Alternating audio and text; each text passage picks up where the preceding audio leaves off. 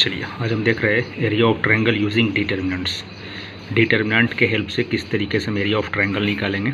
इस तरीके का फिगर होगा, है ना, ट्रायंगल का फिगर। यहाँ पर वर्टिसेस यानी शीर्ष के जो नियामक होते हैं वो नियामक दिए जाएंगे। हमने मान लिया कि ये शीर्ष ए है, बी है और सी है, vertices x1 y1 x2 y2 x3 y3। अभी इसका मुझे एरिया निकालना हो सिंपली जब इसके साइड्स दिए हो तो 1/2 इंटू बेस इंटू हाइट होता है, ठीक ना। तो यहाँ से हम क्या करेंगे, मुझे डिटर्मिनेंट के हेल्प से निकालना। हम लोग कोऑर्डिनेट ज्योमेट्री में भी पढ़े थे कि एरिया ऑफ ट्रायंगल जो होता है 1/2 x1 y2 माइनस y1 ये करके होता है ना, इस तरीके से एक्सपेंड करके। उसी को डिटर्मिनेंट्स के फॉर्म में इस तरीके से लिखा गया है कि एरिया ऑफ ट्रायंगल जो ABC होगा ये 1/2, यहाँ पर देखो x1 y1 x2 y2 x3 y3 ये तीनों बिंदु दे दिए जाएंगे। और सबसे जो लास्ट में रहेगा थर्ड कॉलम ये 1 1 1 हो जाएगा। और इसको एक्सपेंड करोगे तो जो कोऑर्डिनेट ज्योमेट्री में पढ़ा गया था, यहाँ से एरिया ऑफ ट्रायंगल किस तरीके से था कि एरिया ऑफ ट्रायंगल कितना था 1/2, यहाँ से लिखते थे ना x1, यहाँ से y2 minus y1 plus x2 y3 minus y1 plus x3 y1 minus y2। ये कोऑर्डिनेट ज्योमेट्री में हम लोगों ने पढ़ा था। अब ये कोऑर्डिनेट ज्योमेट्री में पढ़े थे तो ये अगर मैं इसको सॉल्व करूं तो इसके बराबर आ जाएगा। यानी इसी को इस फॉर्मेट में लिखना कहलाता है डिटर्मिनेंट के हेल्प से एरिया ऑफ ट्रायंगल निकालो जब इसके शीर्ष के नियामक दिए गए हो। तो सिंपली याद रखना है कि एरिया ऑफ ट्रायंगल जो होगा 1/2, पहला बिंदु x1 y1 इस तरीके से हॉरिजॉन्टल लिख दो, यहाँ पर लास्ट में 1 लिखा जाता है। उसके बाद b दूसरा पॉइंट लिख देते हैं x2 y2 horizontally x2 y2, फिर यहाँ से 1 तीसरा x3 y3 और 1 इस तरीके से लिख देंगे तो ये क्या कहलाएगा, area of triangle find out हो जाएगा। क्लियर हुआ। अब हम आगे देखते हैं, इसका कुछ कंसेप्ट है, ठीक ना, रिमार्क्स होते हैं कि जिसको याद रखना बहुत ज़रूरी है। पहला जो पॉइंट्स है वो पहला पॉइंट आपको याद रखना है इस तरीके से, जैसे मान लीजिए पहला पॉइंट है तो पहला पॉइंट इस तरीके, area is always positive quantity. ये इसका मान जो होता है हमेशा धनात्मक होता है, ठीक ना। कभी एरिया ऑफ ट्रायंगल आप निकालोगे माइनस में आ गया तो एरिया ऑफ ट्रायंगल माइनस होता नहीं क्योंकि हमेशा धनात्मक होता है। तब उसको हम पॉजिटिव बनाएंगे कैसे, तो उसको हम क्या करते हैं मॉडुलस वैल्यू ले लेंगे, दोनों तरफ ऐसा मॉड वैल्यू हम ले लेंगे ऐसा, ठीक ना, और मॉड वैल्यू लेकर के वो पॉजिटिव कर लेंगे और इसको ही हम कहते हैं एब्सोल्यूट वैल्यू, ठीक ना। यानी जब भी आपका एरिया ऑफ ट्रायंगल निगेटिव कभी आ जाए, साइन इधर उधर आपने ले लिया, वैल्यू रख दिया तो इसलिए निगेटिव आ गया, तो उसको क्या करेंगे मॉड वैल्यू लेकर के उसको पॉजिटिव बना लेंगे क्योंकि एरिया हमेशा क्या होता है पॉजिटिव क्वांटिटी होता है। तो इस तरीके से आपको याद रखना है।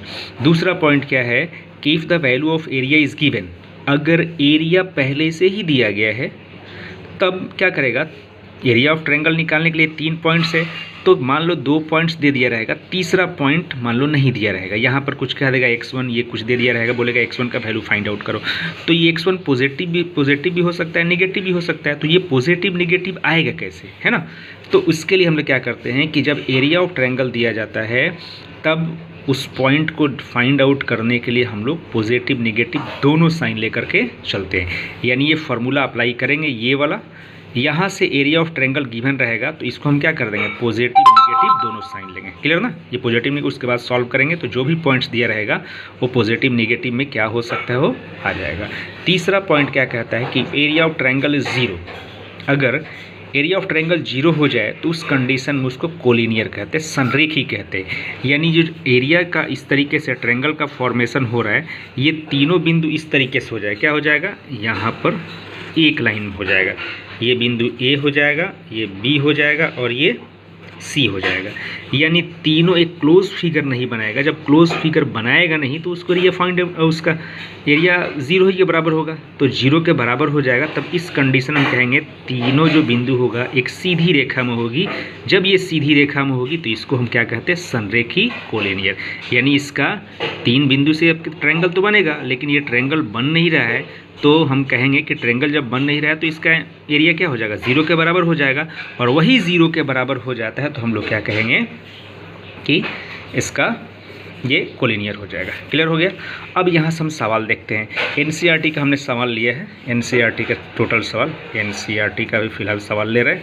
एनसीईआरटी 4.3 का पहला सवाल है कि अगर वर्टिसेस दिया हुआ है, ठीक ना, शीर्ष के नियामक दिए गए हो तो एरिया ऑफ ट्रायंगल निकालो। तो ये जो पहला पॉइंट है, ये मान लो कि ए बिंदु है, ये बी बिंदु है, ये सी बिंदु है। तो पहला बिंदु का ये नियामक होगा x1 y1 x2 y2 x3 y3। तो मुझे लिखना पड़ेगा कि अपने को पता है कि एरिया ऑफ ट्रायंगल जो होता है 1/2 x1 y1 1 x2 y2 1 x3 y3 1।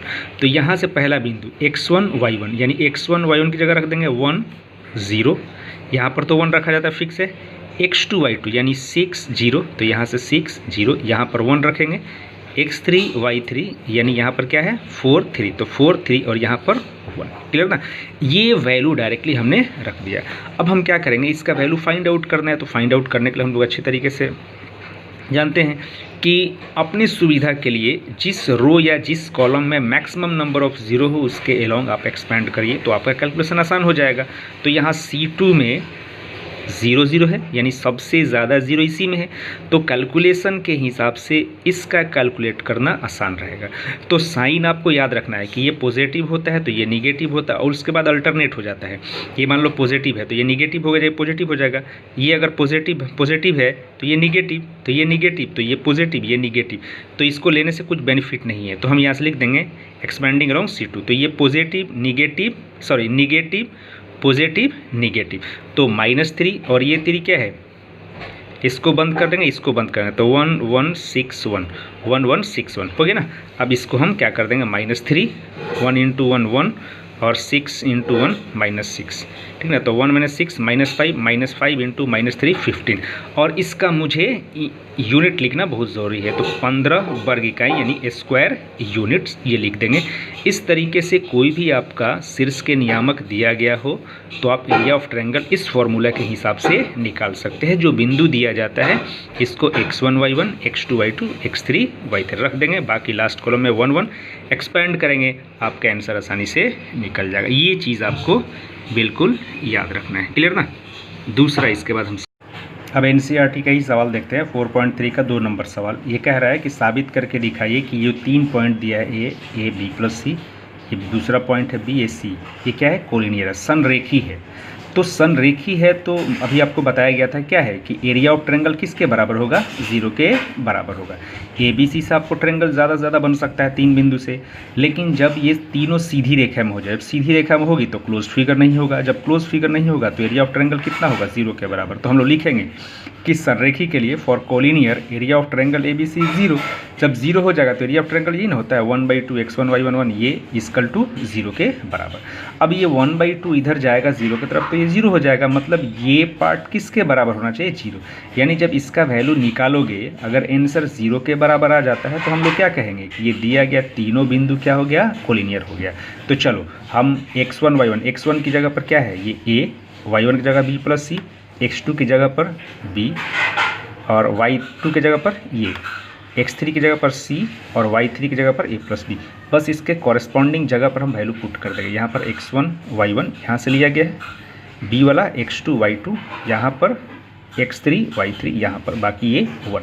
अभी आपको क्या करना है कि इसका आंसर अगर 0 के बराबर आ गया तभी हम कहेंगे क्या है ये कोलिनियर है। तो कोलिनियर है तो सबसे पहले हम क्या करेंगे, इसमें मैक्सिमम 2 0 बना लो, जब जिसमें 1 1 रहता है इसको 2 0 बना लो, या फिर डायरेक्टली आप एक्सपेंड करोगे तो भी उतना ही आंसर आएगा। हम लोग क्या करते हैं r1 - r2 करते ये है कि इसको 0 बना दो, इसको 0 बना दो, इसको बचा कर रखो, ताकि इसमें मैक्सिमम नंबर ऑफ 0 हो जाएगा तो इसके अलोंग एक्सपेंड करोगे आंसर आएगा। तो r1 - r2 करेंगे तो r2 - r3। तो यहाँ से देखो r1 - r2 का काम करते हैं तो a - b, ये b प्लस सी और ये माइनस होगा, ठीक ना। तो ये माइनस बन जाएगा, ये भी माइनस बन जाएगा और ये 1 - 1। सिमिलरली r2 के लिए r2 - r3 तो b - c ये वाला करेंगे इस तरीके से। अब देखो ये पॉजिटिव नेगेटिव जो कटने वाला है उसको कटा देंगे। इसके बाद इस तरीके से आ गया, जैसे इस तरीके से आ गया तो इसमें मैक्सिमम नंबर ऑफ 0 इसी में है तो इसके अलोंग एक्सपेंड कर देंगे। साइन का आपको ध्यान रखना, मैं बार बार कह रहा हूँ हर सवाल में कि साइन का ध्यान रखना है। तो ये कितना हो जाएगा, ये यहाँ से पॉजिटिव नेगेटिव पॉजिटिव, तो पॉजिटिव नेगेटिव पॉजिटिव होता है ना, तो इसको लेने से कोई बेनिफिट नहीं है, यहाँ से लेंगे और ये इसको बंद किया जाएगा, इसको बंद किया जाएगा, तो ये बच जाएगा 2/2 में। अब इसको हम क्या कर देंगे, कैलकुलेट कर देंगे। और जैसे कैलकुलेट करेंगे सिंपल मल्टीप्लाई करो, AC ये मल्टीप्लाई करेंगे इस तरीके से होगा, इसको मल्टीप्लाई करेंगे लास्ट में जा कर के ये वाला चिन्ह के हिसाब से ये सबका चिन्ह बदलेगा। अब देखो बारी बारी से सब कट गया, जैसे सब कट गया तो आंसर कितना आ गया, 0 के बराबर आ गया। और जैसे 0 के बराबर आ गया तो हम कहेंगे कि जो बिंदु दी गई हैं तीनों बिंदु ABC ये क्या हो जाएगा, कोलिनियर हो जाएगा। मीन्स ये जो बिंदु दिया गया है ये कोलिनियर होगा, ये साबित करने के लिए कहा गया था। तो इस हिसाब से हम सवाल को क्या करेंगे, सॉल्व करेंगे, ये बनता जाएगा। ठीक है, चलो NCERT 4.3 का 3rd नंबर सवाल है। ये सवाल क्या कह रहा है कि find value of K if area of triangle is 4 square unit and vertices are given K0 4 0 0 2। ये पहला सवाल है, 3 का पहला सवाल। इसमें कहा जा रहा है कि K का वैल्यू निकालो जब एरिया ऑफ ट्रायंगल दिया हुआ है। तो एरिया ऑफ ट्रायंगल दिया रहेगा तो हम क्या करेंगे, यहाँ पर हमेशा पॉजिटिव निगेटिव दोनों साइन लेंगे। जब दोनों साइन लेंगे तब यहाँ से K का वैल्यू आपका पॉजिटिव हो सकता है या निगेटिव हो सकता है, 2 वैल्यू आएगा इसका। अब ये पॉजिटिव होगा कि निगेटिव होगा, कौन डिक्लेयर करेगा, एरिया ऑफ ट्रायंगल डिक्लेयर करेगा। तो एरिया ऑफ ट्रायंगल डिक्लेयर करेगा तो ये पॉजिटिव निगेटिव दोनों साइन लेकर के चलना पड़ेगा। तो मुझे यहाँ से लिखना पड़ेगा area of triangle equal to ये फार्मूला 1/2 इंटू इतना। जैसे आपने ये वैल्यू लिख दिया तो यहाँ एरिया ऑफ ट्रायंगल का वैल्यू कितना लेना पड़ेगा, 4 स्क्वायर यूनिट है, तो ये पॉजिटिव निगेटिव दोनों साइन लेना पड़ेगा। तो हमने दोनों साइन ले लिया। उसके बाद ये जो फार्मूला है वैसे ही रहेगा, x1 y1 की जगह पर केयरफुली वैल्यू रखना है। यहाँ पर x1 y1 की जगह पर क्या है, x1 की जगह पर आपका k वैल्यू है, y1 की जगह पर 0 है, इसके कॉरेस्पॉन्डिंग जगह पर हमने वैसे ही वैल्यू रख दिया। यहाँ पर तो 1 ही होता है, आप 1 ही रखोगे। दूसरे पॉइंट्स पर आएंगे तो ये x2 और ये y2 का वैल्यू है, आप उसके नीचे x2 y2 वैल्यू लिख दोगे, फिर यहाँ पर तो 1 रहेगा। x3 y3 यहाँ पर उसके जगह पर x3 y3 और यहाँ पर 1 लिख देंगे। ये सिंपली फार्मूला पर सेट करना हो गया। बस आपको यही याद रखना है कि एरिया ऑफ ट्रायंगल गिवन रहे तो पॉजिटिव निगेटिव दोनों साइन लेकर के चलना रहता है। तो आपने इस तरीके से यहाँ पर कर दिया। अब इसको सिंपली क्या करना है, कैलकुलेट कर लेना है।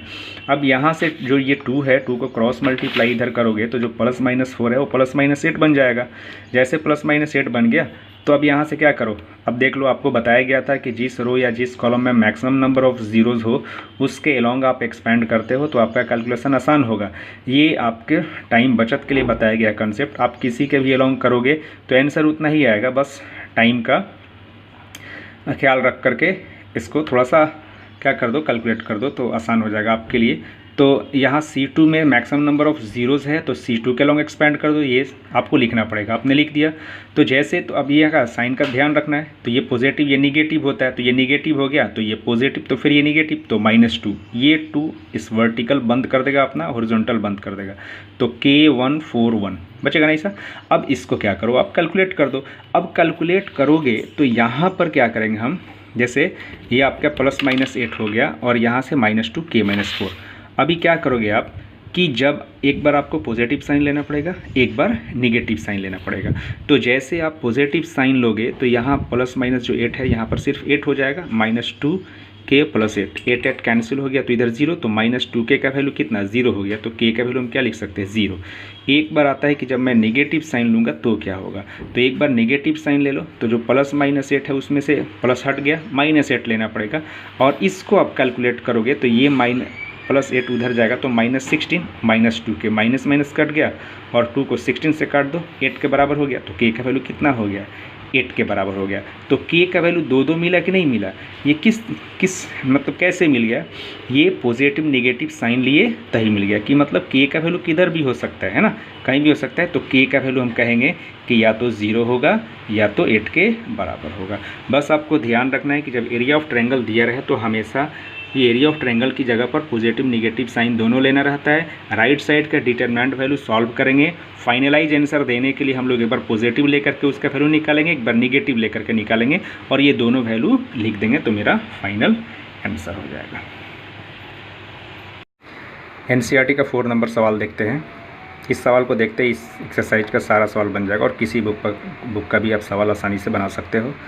यहाँ 4 का पहला सवाल कह रहा है NCERT और 4.3 का 4 का फर्स्ट सवाल, find equation of line joining 1, 2 and 3, 6 using determinants. ये जो 2 पॉइंट है, 2 पॉइंट को मिलाओगे तो आपका इक्वेशन ऑफ लाइन कितना होगा, लेकिन इसको जो सॉल्व करना है डिटर्मिनेंट के हेल्प से सॉल्व करना है। तो हम क्या करेंगे कि मान लेंगे कि ये जो पहला पॉइंट है इसको हम कैलकुलेट कंसिडर कर लेंगे, इसको बी मान लेंगे। तो ए बी एक लाइन हो गया, इस तरीके से ए बी एक लाइन हो गया, यहाँ से ए हो गया और यहाँ पर क्या हो गया, बी हो गया। ये पॉइंट हमने मान लिया कि 1 2 है और ये क्या है 3 6 है ना। तो ये हो गया x1 y1, ये x2 y2।